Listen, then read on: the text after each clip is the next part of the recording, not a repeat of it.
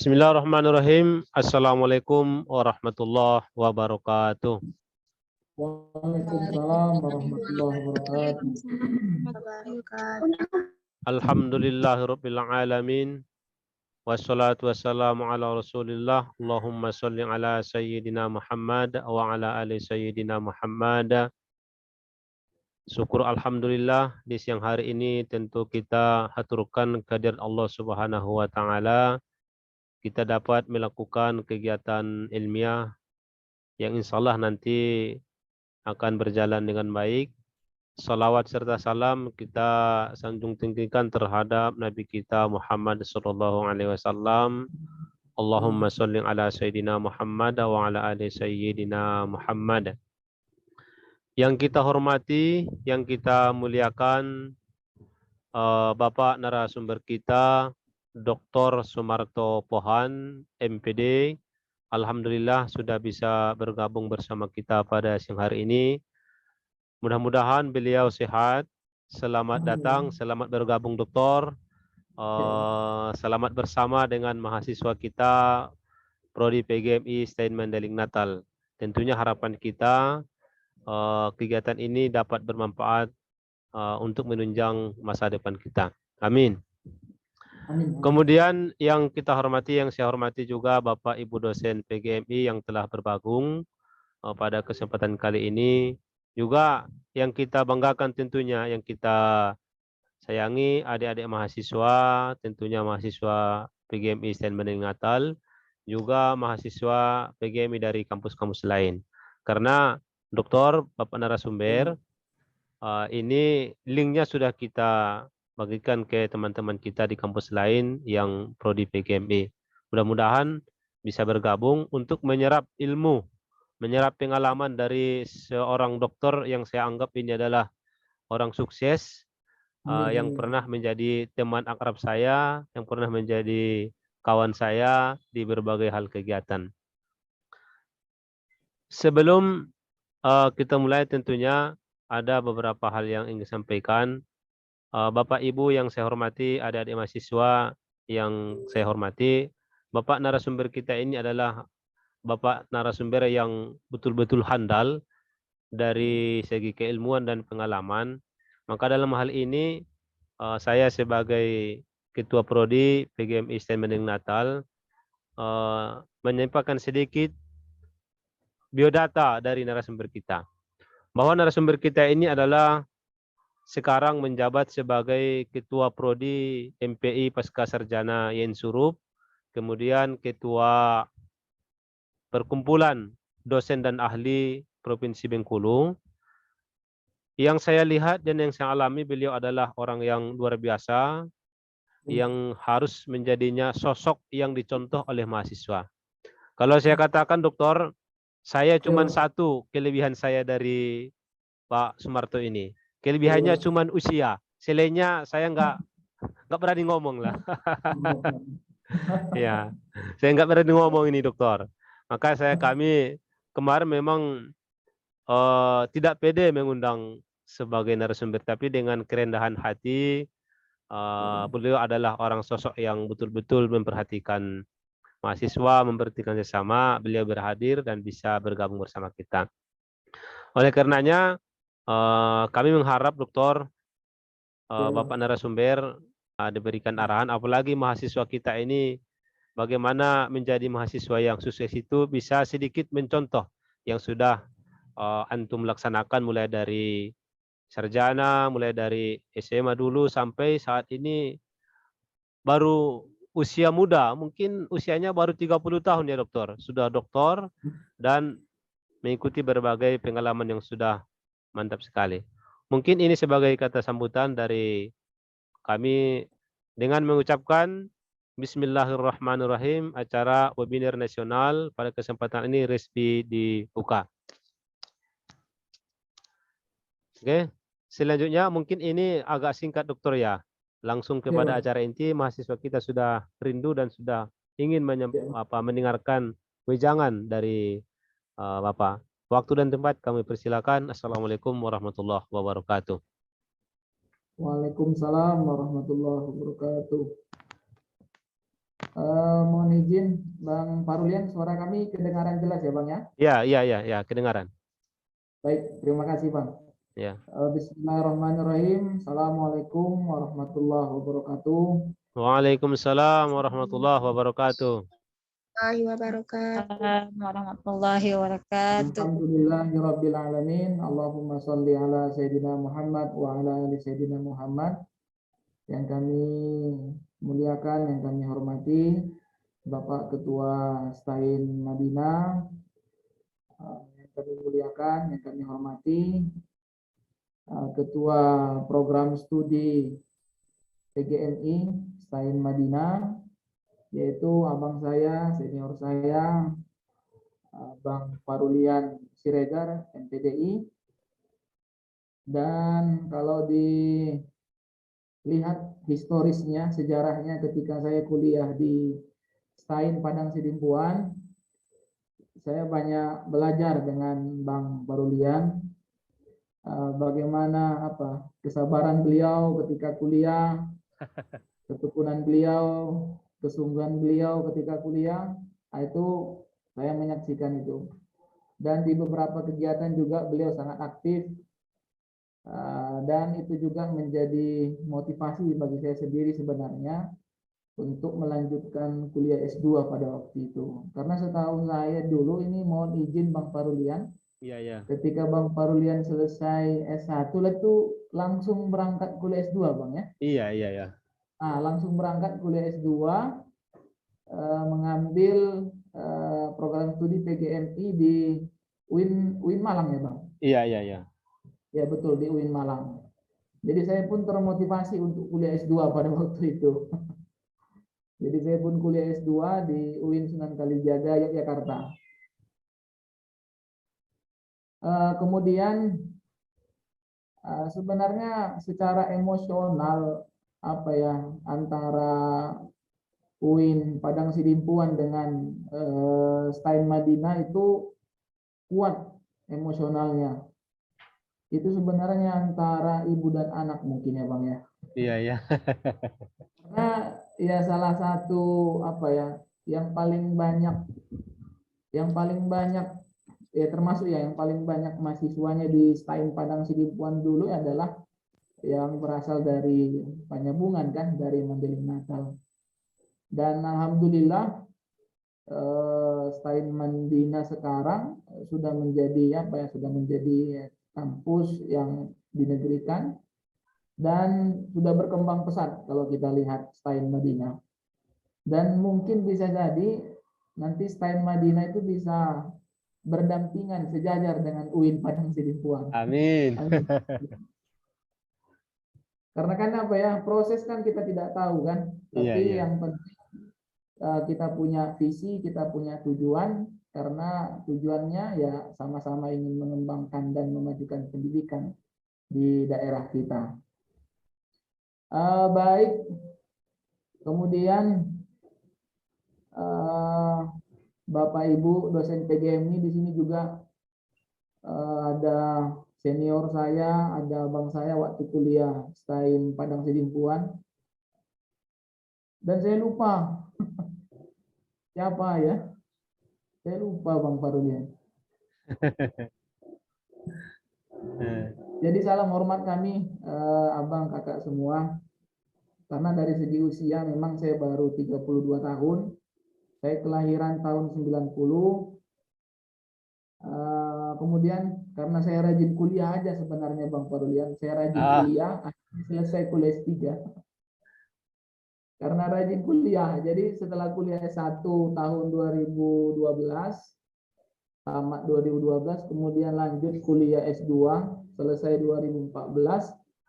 Kemudian saya lanjut kuliah lagi, S3 di UIN Jambi, selesainya 2016. Nah, jadi saya selesai kuliah S3 itu tahun 2016. Jadi usianya pada waktu itu 26 tahun. Ketika lulus kuliah S3, 26 tahun. Jadi kami juga berdoa, Bang Parulian, Bapak Ibu, segera melanjutkan kuliah. Ya Bang ya? Iya. Kuliah S3. Iya, doa aja dokter. Amin. Karena banyak juga beasiswa sekarang, Bang. Ada yang beasiswa apa tuh yang dari Kemenak, dari LPDP kan. Iya, ya. Mudah-mudahan bisa melalui jalur beasiswa untuk menyelesaikan atau mengambil mata kuliah atau kuliah S3 lah secara singkatnya. Baik Bapak Ibu mahasiswa-mahasiswi kami yang ada di Stein Madinah maupun di kampus lain, karena di sini ada juga dari Stit Khas Padang Sidimpuan, kemudian ada juga dari UIN Sahadah ada Bu Bestari Endayana, kemudian dari kampus-kampus lainnya yang mengikuti kegiatan webinar ya, webinar Merdeka Belajar Kampus Merdeka. Saya mau izin share screen ya, Bang. Iya, siap, Dokter. Jadi Bapak Ibu, saya sudah buat materi singkat. Jadi nanti kita bisa lebih kepada diskusi sebenarnya. Oke. Mohon izin kelihatan ya, Bang ya? Iya, siap, mantap. Baik, kita temanya hari ini tentang Merdeka Belajar Kampus Merdeka yang disingkat dengan MBKM, mewujudkan lulusan yang terampil dan inovatif di era revolusi industri 4.0 menuju era society 5.0. Jadi apa ya, MBKM ini sebenarnya salah satu gagasan yang harusnya kita sambut, kita dukung secara penuh, karena memang di era revolusi industri 4.0 ini kita dihadapkan dengan dunia pasar yang semakin canggih. Karena mahasiswa-mahasiswi yang ada di setiap kampus, kalau hanya dibekali dengan teori di kelas, itu sebenarnya tidak cukup. Jadi perlu sebenarnya mahasiswa-mahasiswi kita itu mengikuti program MBKM, Merdeka Belajar Kampus Merdeka. Jadi program MBKM ini menjawab tantangan era revolusi industri 4.0.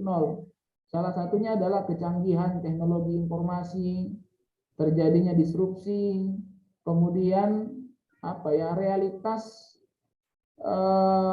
munculnya atau meningkatnya tingkat pengangguran, sehingga mahasiswa-mahasiswi ketika lulus itu selain dibekali secara teoritik dengan beragam mata kuliah, juga harus dibekali dengan teknik-teknik yang lebih teknis seperti memiliki keterampilan, kemudian memiliki skill.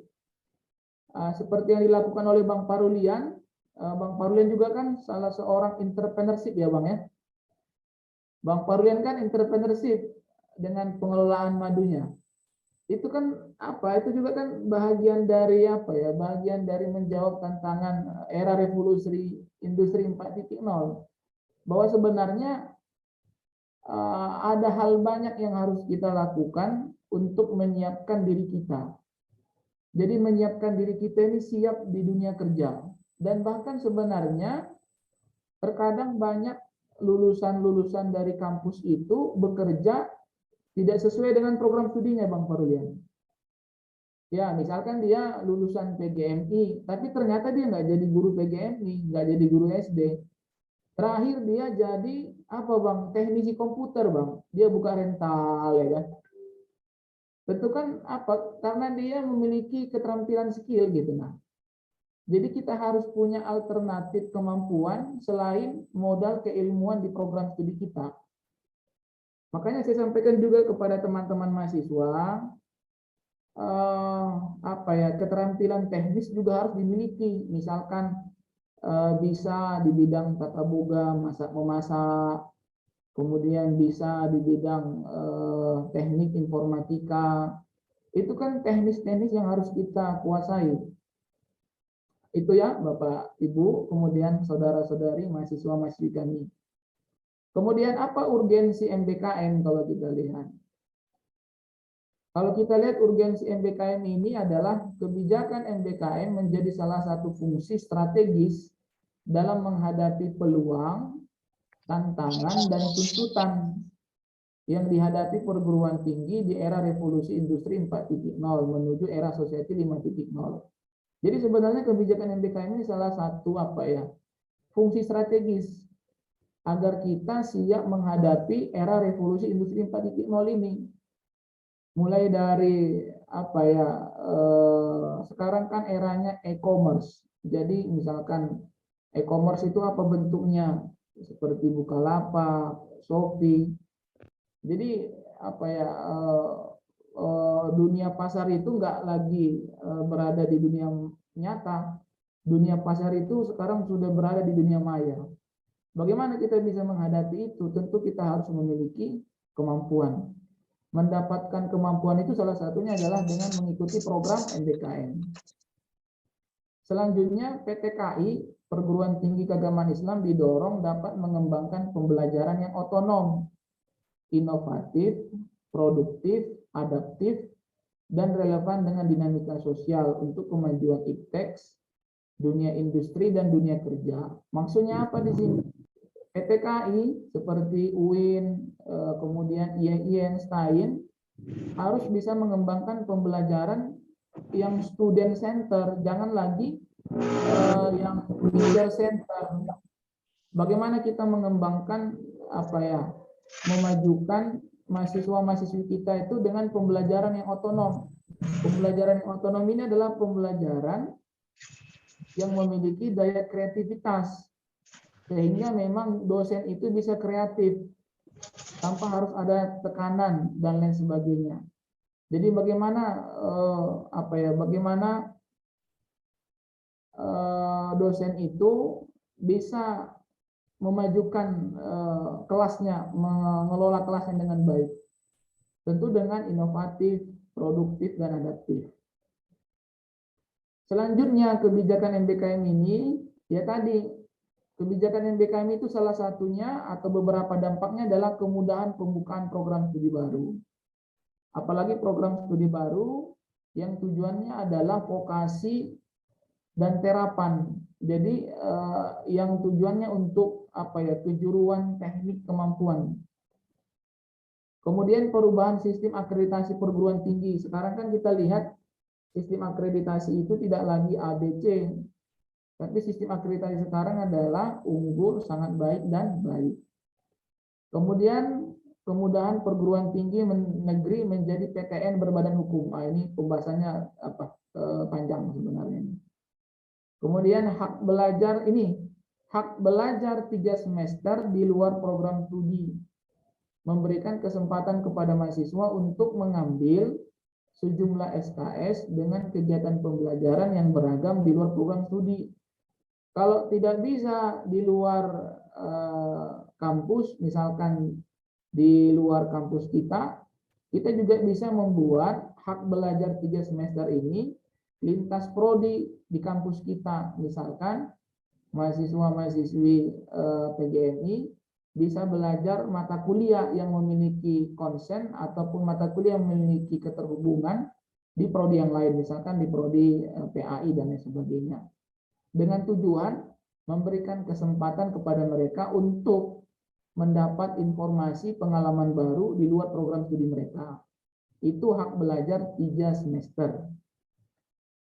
Kemudian perguruan tinggi wajib memfasilitasi hak bagi mahasiswa dapat diambil atau tidak untuk program MBKM. Jadi seperti ini, mohon izin Bang Farulian, yang kami lakukan dan kami praktekkan memang betul. Program MBKM ini sifatnya opsional, bisa dilakukan ataupun bisa tidak dilakukan. Tetapi setiap perguruan tinggi itu wajib memfasilitasi setiap mahasiswa dan dosennya untuk mengikuti program MBKM. Seandainya mahasiswa-mahasiswi itu tidak mengikuti program MBKM, bagaimana? Ya tidak apa-apa. Tetapi baiknya mahasiswa-mahasiswi itu mengikuti program MBKM yang difasilitasi baik dia dari kampus kita ataupun dari kementerian. Itu Bapak Ibu. Kemudian ini sistemnya sebenarnya kalau kita lihat di buku pedoman dari Kementerian Agama melalui Diktis Direktorat Pendidikan Tinggi Keagamaan Islam disampaikan dapat mengambil SKS di luar program studi di perguruan tinggi asal selama 1 semester atau setara dengan 20 SKS. Atau dapat mengambil SKS di luar program studi di perguruan tinggi lain. Tadi itu kan di perguruan tinggi kita sendiri ya. Sekarang di perguruan tinggi lain. Itu paling lama 2 semester atau setara dengan 40 SKS. Atau dapat mengambil SKS di luar program studi di perguruan tinggi lain atau di instansi lain. Di instansi lain ini tentu ya bisa di tempat apa ya, bisa di perusahaan atau bisa di instansi-instansi pemerintahan, tetapi yang memiliki keterhubungan dengan prodi kita misalkan.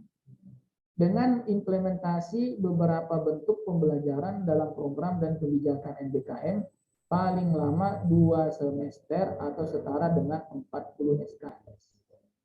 Ini ketentuannya, Bapak Ibu. Kemudian apalagi ketentuannya?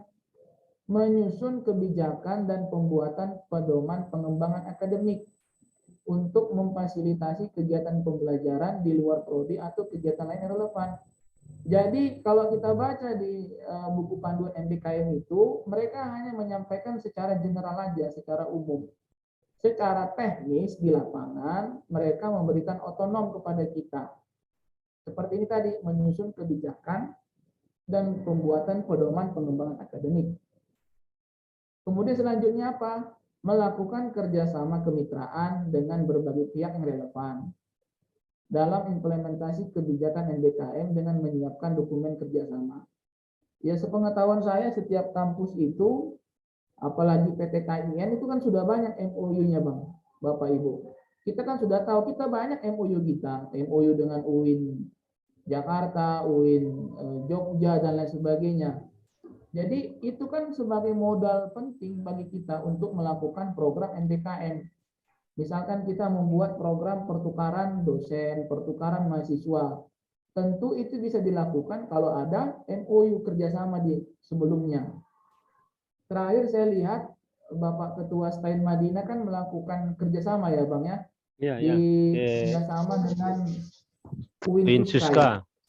Ya, UIN Suska. UIN Sultan Syarif Kasim Riau. Itu kan modal penting. Jadi sehingga dengan MOU itu, misalkan dari Prodi PGMI Stain Madinah, itu bisa membuat program MBKM. Contohnya apa program MBKM itu? Misalkan pertukaran mahasiswa. Misalkan 1 semester mahasiswa PGMI Stain Madinah belajarnya di UIN Suska. Lalu timbul pertanyaan ini Bang sebenarnya, timbul pertanyaan, dari mana duitnya katanya kan? Dari mana duitnya? Seandainya mahasiswa-mahasiswi Stain Madinah berangkat kuliah ke UIN Suska Riau selama 1 semester, ini kan kita lihat tadi, yang poin ini. Jadi dapat mengambil SKS di luar program studi di perguruan tinggi lain paling lama, ini kan paling lama 2 semester ya? Iya. Atau setara dengan 40 SKS. Itu bagaimana duitnya? Yang kita lakukan ya Bapak Ibu, teman-teman mahasiswa, alternatifnya yang pertama, ya kampus harus menganggarkan dananya Bang. Jadi di awal tahun atau pas penyusunan perencanaan, itu harus dianggarkan program MBKM misalkan. Kita akan program MBKM pertukaran mahasiswa dengan UIN Suska Riau, karena kita dengan UIN Suska Riau sudah kerjasama. Kemudian apabila dananya tidak mencukupi dari kampus, bisa menggunakan dana mandiri atau meminta partisipasi dari mahasiswa. Itu sah-sah saja Bapak Ibu, teman-teman mahasiswa. Saya di Encurug saya lakukan seperti itu. Bantuan dari kampus ada, tapi bantuan dari kampus itu tidak cukup melakukan program itu. Akhirnya kita minta partisipasi biaya dari mahasiswa. Dan perlu diingatkan kembali, mahasiswa-mahasiswi yang misalkan tidak sanggup dengan biaya seperti itu boleh tidak mengikuti MBKM, itu enggak masalah. Misalkan dengan rincian biaya sekian, mereka tidak bisa memenuhi biaya tersebut, ya tidak apa-apa, tidak mengikuti program MBKM. Makanya memang ketika melakukan program MBKM ini, kita harus siap juga secara finansial. Karena kan kita ingin mendapatkan pengetahuan, pengalaman yang lebih dari kampus kita. Seperti itu. Kemudian ini Bapak Ibu semua, inilah 9 program MBKM tersebut. Sebenarnya kemarin itu ada 8, ditambah 9 bela negara. Program MBKM yang pertama itu adalah pertukaran mahasiswa. Ini yang saya sampaikan tadi. Kalau di perguruan tinggi lain kan itu bisa sampai 2 semester tadi Bang ya. Bisa sampai 40 SKS. Ini. Tadi yang kami sampaikan dari mana dananya ya? Tentu kalau memang kampus sudah menganggarkan, alhamdulillah. Dan memang kampus harus menganggarkan, jangan tidak menganggarkan. Ya setidaknya walaupun nanti biayanya tidak penuh, ya mahasiswa kan tidak terlalu besar biayanya, misalkan seperti itu. Apalagi nanti mahasiswa-mahasiswa kita itu kuliah 2 semester di kampus UIN Suska misalkan. Ya bagaimana mereka makan, minum, penginapan dan lain sebagainya. Ya itu kan kalau menurut hemat saya ya pribadi mahasiswa masing-masing. Tetapi secara misalkan secara kelembagaan itu ya sudah ditanggung misalkan. Tapi pada intinya harus duduk sama dulu, mendesain programnya gimana, dan harus ada penyamaan persepsi, Bang. Jangan nanti dari kitanya oke, tapi dari kampus sananya nggak oke. Makanya perlu nanti ya pra MBKM duduk dulu sama-sama. Ini dari program dari Stein Madinah PGMI mau melakukan program MBKM pertukaran mahasiswa selama 2 semester. Itu kan setahun berarti itu yang bisa mengkonversi 40 SKS. Gimana nih teknisnya? Kan harus duduk dulu, nggak bisa langsung seperti itu. Kemudian tidak hanya pertukaran mahasiswa, bisa dari magang ataupun praktek kerja. Magang atau praktek kerja, kalau kita baca buku pedoman dari Kementerian Agama,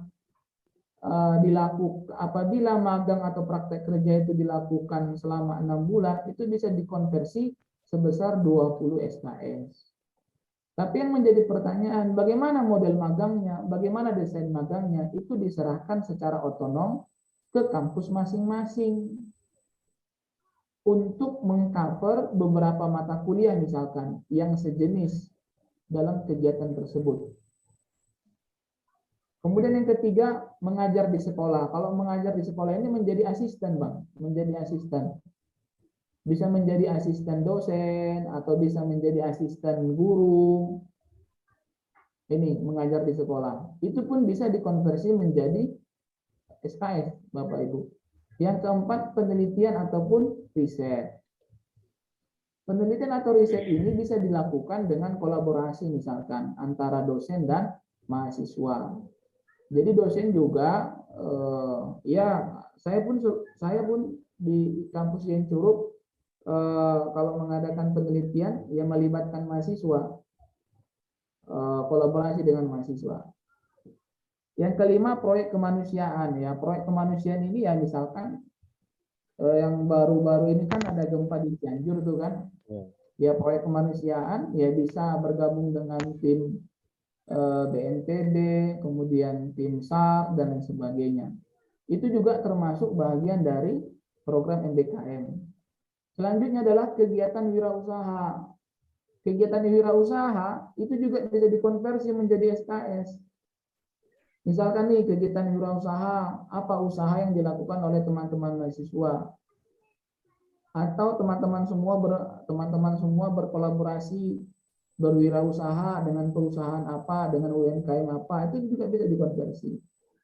Kemudian studi atau proyek independen, ini yang disebut dengan PBL. Project Based Learning yang dilakukan oleh mahasiswa. Kemudian PKM, pengabdian kepada masyarakat. Pengabdian kepada masyarakat ini namanya KKNT, kuliah kerja nyata tematik. Ini juga kalau dilakukan selama 6 bulan, itu bisa dikonversi menjadi 20 SKS. Tapi harus dilakukan selama 6 bulan. Terakhir program bela negara. Misalkan program bela negara dari pihak kepolisian, TNI dan lain sebagainya bekerja sama dengan kampus kita. Seperti itu Bapak Ibu. Jadi ada 9 program MBKM yang bisa kita lakukan. Tidak usah semuanya, 1 jadilah. Kalau 2 jadilah. Yang penting ada di antara 9 program ini yang kita lakukan di prodi kita. Mana yang enaknya, mana yang bisanya, itu yang kita lakukan. Kemudian mekanismenya gimana Bapak Ibu? Mekanismenya ya sesuai dengan buku pedoman yang dikeluarkan oleh Kementerian Pendidikan dan Kebudayaan, kemudian dari Kementerian Agama, Diktis. Ya, kalau kita lihat di sini mahasiswa mendaftar magang, ini kan contohnya magang ya. Mahasiswa mendaftar magang, memilih mata kuliah pada sistem KRS yang bisa diambil di luar perguruan tinggi, magang atau luar prodi. Jadi apa ya? Sebelum melakukan MBKM ini, kita harus cek dulu terkait kurikulum kita, mana yang bisa dikonversi, mana yang tidak bisa.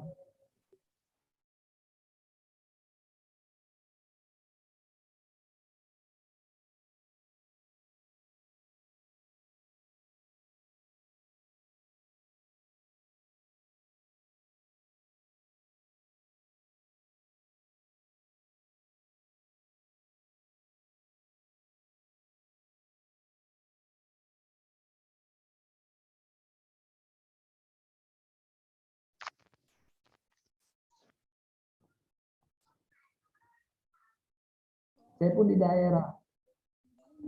Tetapi kita harus punya mental kuat ya. Kita harus punya mental kuat. Ya, kemudian Allah Subhanahu wa taala kan mengasih potensi kepada kita semua. Dengan potensi itu kita harus kembangkan. Kemudian apa ya?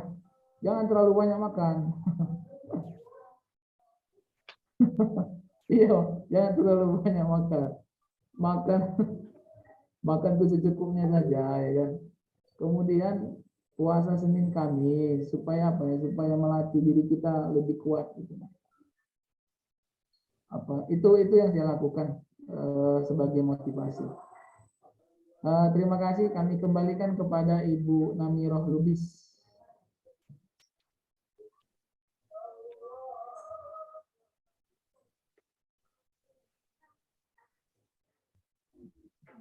Silakan Ibu Namiroh. Apa ini? Oke. Silakan Bu Namiroh. Kalau Ya, Pak. mana tahu masih ada lagi yang yang ingin bertanya, menyampaikan sesuatu, silakan. Silakan. Kalau moderator yang bertanya boleh, Pak. Boleh. Baik, saya mau nanya, Pak. Jadi tadi kan ada Bapak singgung mengenai seorang dosen itu memberikan kreatifan pada saat pembelajaran. Bagaimana sebenarnya Pak kalau misalnya seorang dosen sudah memberikan kreatifan, hanya saja istilahnya timbal balik antara kreatif dari seorang dosen itu tidak sejalan dengan kreatifan mahasiswa. Ini memoto. Siapa? Memoto. Gimana, Mbak? Gimana Bu Namiroh? Jadi gini kan Pak. Ya. Kita sudah memberikan kreatifan kepada mahasiswa. Istilahnya kan kalau dulu ada dosen saya yang mengatakan bahwa kita bukan hanya sebatas memberikan materi, tetapi kita memberikan motivasi kepada mahasiswa kita. Tinggal itu udah kita jalankan. Cuman istilahnya tips yang lain apakah masih ada yang berkaitan bagaimana kita menjadi seorang dosen yang lebih kreatif? Mungkin itu kalau pertanyaan dari saya, Pak. Oh baik, terima kasih Bu Namiroh Lubis. Ya, sama-sama Pak. Yang kita lakukan itu sekarang dosen itu harus aktif di media sosial. Jadi supaya lebih kreatif, dosennya harus aktif di media sosial. Kemudian ya maksudnya aktif di media sosial itu apa ya? Supaya lebih mengembangkan narasi literasi kita sebenarnya. Jadi misalkan nih setelah kegiatan ini webinar MBKM ini, ya saran saya kepada teman-teman mahasiswa buat narasi singkat tentang kegiatan hari ini, kemudian diposting di media sosial. Nah, itu kreatif juga tuh Bu Namiro. Dalam artian memang antara mahasiswa dan dosen itu harus saling mendukung. Harus saling mendukung. Salah satu diantaranya di bidang literasi tadi. Setelah selesai kegiatan, buat narasi, kemudian publis. Itu kan sangat penting sebenarnya. Nah, saran kami itu Bu, kemudian juga kalau metode pembelajaran sekarang kan lebih mengarah kepada student center. Jadi mana dosen itu tidak hanya mengajar aja, tapi dosen itu harus bisa menjadi fasilitator, harus bisa memberikan motivasi, kemudian harus lebih dinamis sebenarnya, tidak hanya di kelas. Kuliah itu bisa di perpustakaan, kuliah itu bisa di bawah pohon, dan lain sebagainya. Jadi sehingga memang ya lebih warna dan lebih asik gitu. Saya pun seperti itu Bapak Ibu kalau ngajar di kampus, setiap pertemuan saya di kelas. Kadang saya ajak mahasiswa itu ke perpustakaan. Kadang saya ajak mahasiswa itu mengikuti kegiatan webinar dan lain sebagainya. Itu ya harus bisa harus bisa menggunakan beberapa metode. Jadi supaya proses pembelajaran itu tidak kaku seperti itu. Dan kemudian memanfaatkan sumber pembelajaran yang ada di kampus. Misalkan perpustakaan, laboratorium. Kalau memang tidak ada ya kita juga kan bisa join dengan dosen lain misalkan. Misalkan nih kita mau buat kegiatan antara saya dengan Ibu Namiro misalkan. Yuk Ibu Namiro kita buat kegiatan ya kan. Pesertanya siapa? Pesertanya mahasiswa saya dan mahasiswa Ibu. Dia bilang. Kegiatannya apa? Ya kegiatannya tentang mata kuliah aja. Jadi kan seperti itu kan lebih asik kadang. Dan banyak lagi kreativitas yang lain sebenarnya. Misalkan kita punya buku nih, yuk hari ini kita bedah buku aja yuk. Ah, itu bisa. Atau kita punya teman nih dari kampus lain, dari UIN Jogja, UIN Jakarta. Kita ajak, nih ada teman Bapak nih yang dari UIN Jogja. Yang akan menyampaikan motivasi kepada teman-teman. Nah, jadi juga seperti itu. Jadi memang harus kreatif lah. Jangan hanya makalah ya. Terakhir jadi masalah dia ini makalah dia jadi masalah. Bukan lagi makalah, itu jadi masalah. Karena makalahnya banyak di copy paste dari internet misalnya. Banyak di-download ya, Pak. Baik, itu Bu Namiro respon kami. Mohon maaf kalau kurang berkenan. Oke, baik. Terima kasih atas masukan dan juga jawaban dari Bapak. Mungkin masih ada teman-teman yang bertanya.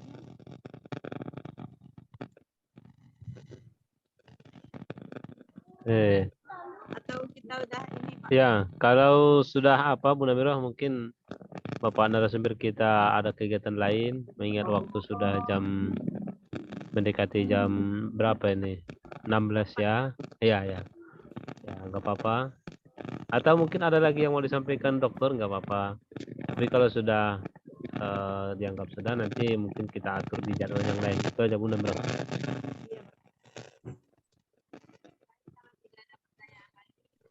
Kami sebenarnya ingin mendengarkan nasihat dari Bang Parulian. Aduh. Saran-saran dari Bang Parulian. Aduh. Jadi dokter, kalau masalah saran saya nggak berani di depan dokter ini. Oh, Masya Allah. Tidak lah Bang. Jadi untuk adik-adik mahasiswa tadi ada satu yang paling terkesan bagi saya yang didengar sampaikan oleh dokter sebagai nasihat bagi kita ya, bahwa mahasiswa itu ketika waktu belajar harus menghilangkan masa remajanya itu. Harus menghilangkan masa remajanya sehingga dinamika remaja itu betul-betul tidak terjadi bagi mahasiswa sehingga fokus pada pembelajaran. Saya ingat dulu bahwa narasumber kita ini waktu mahasiswa di Stain Padang Sidimpuan betul-betul tidak kenal dengan masa remaja. Sehari-harinya kalau nggak buku perpustakaan, kegiatan buku, kegiatan perpustakaan itu yang lihat. Sehingga kita kadang yang menjadi abang semesternya ini malu sama adanya ini. Kira-kira begitu Pak Indra ya, yang kita saksikan dulu. Saya Pak Indra. Ya, Pak Indra, mana Pak Indra ini? Ya, kasih respon. Assalamualaikum warahmatullahi wabarakatuh, Pak. Waalaikumsalam warahmatullahi wabarakatuh. Silakan, Iya, Pak. tema kita pada hari ini yaitu Merdeka Belajar Kampus Merdeka mewujudkan lulusan yang terampil dan inovatif di era revolusi industri 4.0 menuju era society 5.0. Jadi dari penjelasan Pak Dokter tadi perlu kami menjelaskan sedikit deskripsi seperti apa kampus kami sekarang ini, Pak. Kalau berbicara kondisi kampus dan daerah di Panjabungan pada umumnya, itu bisa kita melihat ke era Stain Padang Sidimpuan tahun 2008 ya. Tahun 2008. Saya alumni Stain Padang Sidimpuan juga, Pak.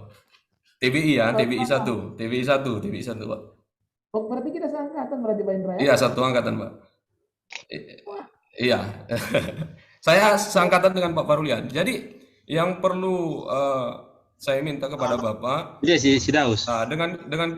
dengan kondisi yang saya jelaskan tadi, kondisi kampus ya yang dimana sebenarnya kalau di era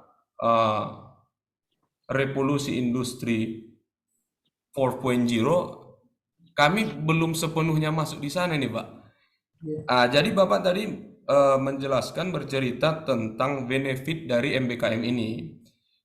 Saya takutnya nanti mahasiswa ini tujuannya itu hanya ini programnya ini enak nih, dapat bebas kampus, bebas makalah, bebas tugas kan seperti itu.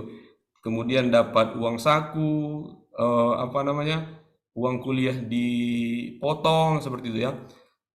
Saya minta kepada Bapak Doktor, dari berbagai pengalaman tadi saya lihat Pak Doktor ya sudah keliling kampus di Indonesia saya rasa ya, dan beberapa pengalaman yang saya rasa tidak diceritakan di sini.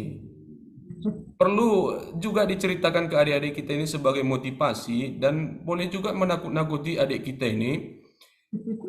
Barangkali kami di kampus Stain Madinah belum melihat dunia yang sebenarnya. Kami masih di bawah tempurung ini, Pak. Bolehlah diceritakan ke kami seperti apa sih tantangan untuk generasi mahasiswa yang sekarang ini di era Society 5.0, Pak. Seperti apa? Sudah saya jelaskan tadi, kondisi kampus kami itu kalau bisa kita lihat Stain Padang Sidimpuan di tahun 2008 seperti itu kira-kira, Pak ya. Yang dimana komputer mahasiswa belum bisa, internet juga ini, operasi Zoom juga ini belum bisa, PowerPoint juga belum bisa, ini manual nih Pak. Ini. Jadi saya melihat tema yang tadi itu saya sebenarnya miris melihat ini, ya melihat ini. Saya perlu pendalaman ini apa sebenarnya kerugian kita apabila kita tidak gesit mengikuti perkembangan zaman ini, Pak Sumarto. Terima kasih pertanyaan saya. Salam kenal ya Pak Sumarto ya. Assalamualaikum warahmatullahi wabarakatuh.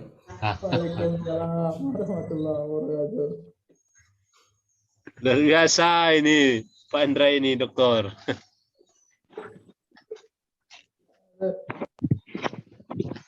Oh, Pak Indra. Berarti Pak Indra senior saya berarti di Stain dulu ya. Iya. Saya senior saya. Ini langsung direspon Bang Ferdian ya. Langsung Bang ya. Iya Pak, langsung aja Pak. Oke, ya Bu Namiro. Bu Namiro Bu Namiro kadang muncul, kadang hilang. Itu mungkin karena itu ya. Ya Pak, lagi operasi pasar ya Pak Pardian ya kan.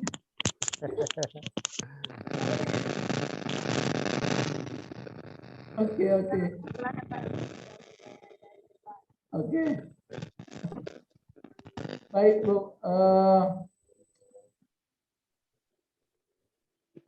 Terima kasih kepada saya panggil Abang, Bang Indra Kurniawan Siregar.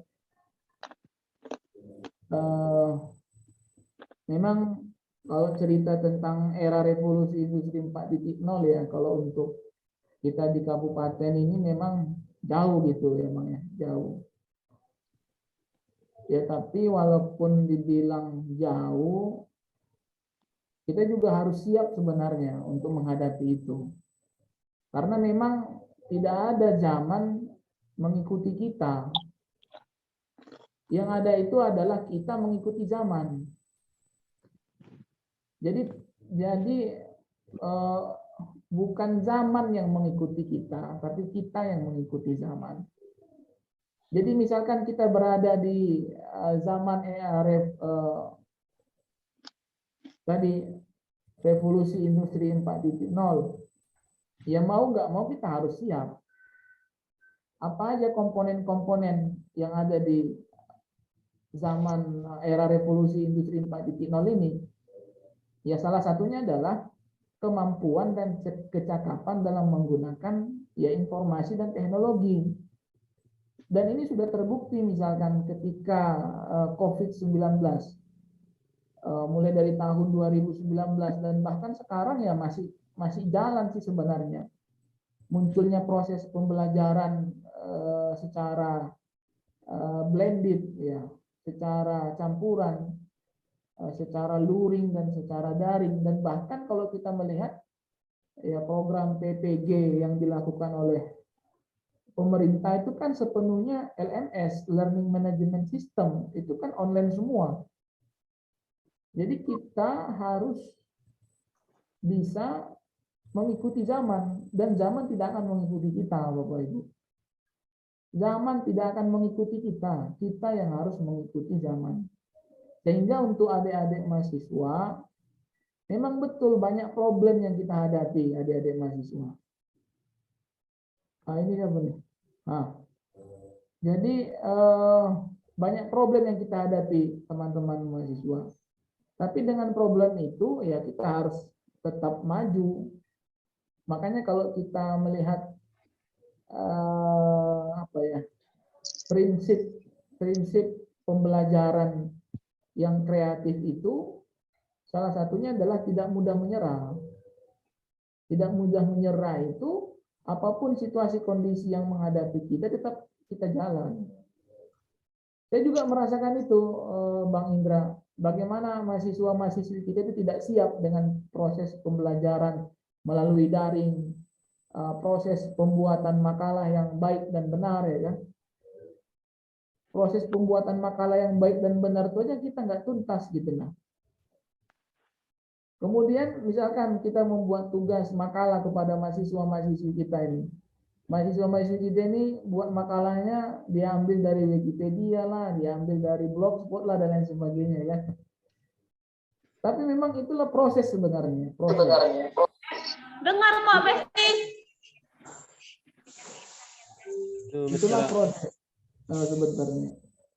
Nah, itulah proses. Ya terkadang kan ketika jalannya proses itu kan kadang kita siap, kadang kita tidak siap. Tetapi proses itu kan bisa kita kontrol. Makanya tadi kami sampaikan, ya kalau saya pribadi juga tetap memberikan tugas kepada mahasiswa dengan makalah dan lain sebagainya. Tapi sekarang selain tugas makalah itu saya tambah lagi tugas lain. Bagaimana mahasiswa itu bisa buat flyer, bagaimana mahasiswa itu bisa buat editing video. Jadi apa ya? Terkadang itu yang buat mereka asik gitu nah Bang Indra. Jadi Ini ya kita buat video, tolong dieditnya. Jadi mereka berkreatif dengan handphonenya masing-masing. Itu juga bisa tuh. Jadi memang apa ya, harus berwarna-warni sebenarnya. Ada lagi itu misalkan kolaborasi dengan mahasiswa buat artikel jurnal itu juga bisa. Ya kita mahasiswa mengumpulkan datanya, ya kita dosen meracik datanya, ya kan. Mahasiswa mengumpulkan data, dosennya yang meracik data tersebut. Jadi antara dosen dan mahasiswa ya harus mitra sebenarnya kan, harus menjadi mitra yang baik. Dan saya yakin mahasiswa-mahasiswi di Stein Madinah ini, kalau saya lihat di Facebook itu kan sudah banyak juga prestasinya Bang Parulian ya. Iya. Nah, sudah banyak prestasi mahasiswa-mahasiswi Stein Madinah ini. Tinggal di framing aja sebenarnya Bang Indra, di framing ya kan. Kalau dalam teori ilmu komunikasi dan media sosial itu kan, di framing dia Bang Parulian, dan kemudian diposting secara terus-terusan, jangan cuma sekali diposting.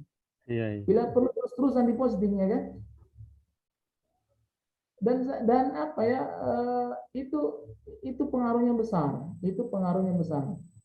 Makanya salah satu kekuatan media sosial itu adalah bisa mengangkat apa ya, sesuatu yang tadinya berat jadi ringan. Gimana filosofinya? Jadi kekuatan media sosial itu bisa mengangkat sesuatu yang berat jadi ringan. Dengan apa tadi? Ya dengan kemasan. Dengan kemasan itu ya tentu dengan ya kreativitas teman-teman mahasiswa-mahasiswi. Kreativitas teman mahasiswa-mahasiswi. Dan kemudian sebelum saya kembalikan kepada moderator, hidup ini kan nggak hanya di Stein Madinah seperti itu kan. Kan masih ada di kehidupan yang lain. Ya, kehidupan itu kan nggak hanya di Stein Madinah, kan masih ada kehidupan lain selain di Stein Madinah. Itu coba dicari kehidupan-kehidupan yang lain itu. Supaya nanti balik ke kehidupan di Stein Madinah ada warna baru gitu nah. Dalam artian ya tadi, sekarang akses itu sudah terbuka lebar. Tinggal bagaimana kita menggunakan akses tersebut. Dan menarasikannya sebagai ya tadi potensi di kampus kita. Dan saya pikir Bapak Ketua Stein Madinah, Bapak Dr. Sumper kan luar biasa nih. Mulai dari di UIN Sahada Padang Sidimpuan kan sudah kelihatan bagaimana apa ya, diplomasi beliau, bagaimana komunikasinya itu kan luar biasa itu. Jadi sehingga sangat penting sebenarnya kita harus melakukan perubahan. Perubahan itu bisa dilakukan yang pertama tadi kreatif, harus kreatif. Kalau nggak kreatif nggak jalan Bapak Ibu. Kreatif. Kemudian yang kedua, connected. Connected itu apa? Terhubung, aksesnya, punya jaringan, punya networking. Connected. Yang ketiga adalah confident. Confident itu apa? Percaya diri, self confident. Jadi saya pikir modal yang tiga ini penting. Yang pertama tadi kreatif, yang kedua connected, yang ketiga confident, percaya diri. Walaupun saya dari Stein Madinah, kalau sudah maju ke pentas nasional, Stein Madinah juara 1 titik, nggak ada yang lain. Nah, itu kan mental percaya diri itu kan penting ya. Saya pun seperti itu. Wah, saya percaya diri, mau dia dari UIN Jakarta, ya, mau dia dari UIN Banten, UIN apalagi UIN Jogja. Maju terus, harus percaya diri. Harus percaya diri. Apalagi menyampaikan proposal penelitian, harus percaya diri, Bang. Kalau nggak percaya diri, nggak bakalan lolos proposal kita, Bang. harus confident. Mahasiswa juga kayak gitu. Mahasiswa juga harus percaya diri dengan potensi yang dimiliki. Jangan minder. Harus self confident, maju. Yakin saya. Wah, keren lah Madinah ya kan. Stein Mandailing Natal ya. Oh keren, apalagi Wakil Ketua 1 Pak Dr. Kasman kan kami sama-sama kuliah dulu waktu S3 di UIN Jambi. Pak Dr. Kasman. Nah, saya pikir itu respon saya, Bang Indra. 3C yang harus dilakukan oleh mahasiswa kita ini, kreatif, connected, dan confident. Kami kembalikan kepada Ibu Namiro. Terima kasih, Bu. Baik, terima kasih kepada Bapak Sumarto yang sudah memberikan jawaban dan sekaligus memberikan motivasi untuk kita. Mungkin sekarang bukan hanya STEM saja yang memang dalam istilahnya pendidikannya bukan hanya STEM saja yang memang ke bawah, tetapi jika semuanya ikut bergabung berdasarkan dari pendapat dari Pak Sumarto, bisa kita membangun STEM jauh lebih baik lagi, seperti yang sekarang adalah Win Sahada yang memang sudah dekat dengan kita sudah ada bekerja sama dengan mereka, atau ada Win Medan dan lain sebagainya yang memang kita bisa membangun jaringan dengan semua instansi atau Win desa Indonesia. Oke, mungkin itu. Masih ada tambahan Pak Parulian? Terima kasih Ibu Moderator, Ibu Namiro. Sebelum kita akhiri pertemuan kita pada sore hari ini, tentu saya sebagai Ketua Prodi PGMI sekaligus penanggung jawab kegiatan ini mengucapkan terima kasih yang tak terhingga kepada Adinda Dr. Sumarto Pohan. Mudah-mudahan pengalaman beliau, semangat beliau dalam menempuh di dalam dunia pendidikan bisa sedikitlah terwarisi kepada mahasiswa kita, bisa terwarisi kepada kami-kami ini yang betul-betul harus belajar kepada Pak Dr. Adinda Pohan. Kemudian dengan kondisi dan keterbatasan kami, tentunya kami mohon maaf yang sebesar-besarnya. Kemudian kami juga sangat berharap ini dokter, dengan waktu-waktu yang lain kami juga masih ingin atau butuh dengan wejangan-wejangan motivasi dan juga ilmu yang bisa memberi harapan masa depan lah bagi mahasiswa kita. Itu mungkin yang dapat kami sampaikan. Sekali lagi mohon maaf atas kekurangan kami. Terima kasih atas pemberian kajiannya. Mudah-mudahan mahasiswa semua, harapan kami tolong dicontoh, didengarkan, dianalisis, karena mungkin ini nanti izin dokter bahwa materi ini akan kami publikasi di YouTube channel PGM ya. Ya, mohon izin karena memang itu adalah salah satu agenda kita di PGM atas nama keluarga besar Ten Madinah, khususnya PGMI Ten Madinah mengucapkan terima kasih yang sebesar-besarnya. Mohon maaf atas kekurangan dan kelemahan kami. Demikian saja. Kita tutup pertemuan kita ini. Atau ada lagi closing statement dari narasumber sebelum ditutup? Alhamdulillah, oke, Bang. Oke. Siap. Demikian saja webinar nasional kita pada siang hari ini menjelang sore ini. Mari kita sama-sama mengharap ridho Allah Subhanahu wa taala. Mudah-mudahan ada keberkahan. Seraya kita mengucapkan alhamdulillahirabbil alamin. Acara webinar nasional resmi ditutup. Assalamualaikum warahmatullahi wabarakatuh. Waalaikumsalam warahmatullahi wabarakatuh. Terima kasih kepada Pak Parulian dan juga Pak Sumarto. Terima kasih atas motivasi untuk kami semua di STEM Badai Natal. Terima kasih juga atas ilmunya. Mudah-mudahan jauh lebih bermanfaat. Terima kasih Pak Parulian sudah menutup. Dan terima kasih atas partisipasi dari teman-teman sekalian. Mohon maaf saya selaku moderator Nami Al-Rubis, mohon maaf yang sebesar-besarnya dan atas berbagai kendala yang terjadi hari ini. Baik, saya pamit undur diri. Saya akhiri. Assalamualaikum warahmatullahi wabarakatuh. Waalaikumsalam warahmatullahi wabarakatuh. Terima kasih Bang Parulian. Oke, siap. Sama Pak.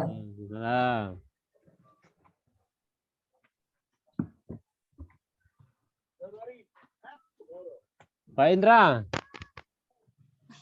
Mana Pak Indra? Mau keluar? Pak Indra. Belum, Udah. Pak. Udah keluar. Mana Pak Indra masih udah keluar? Belum.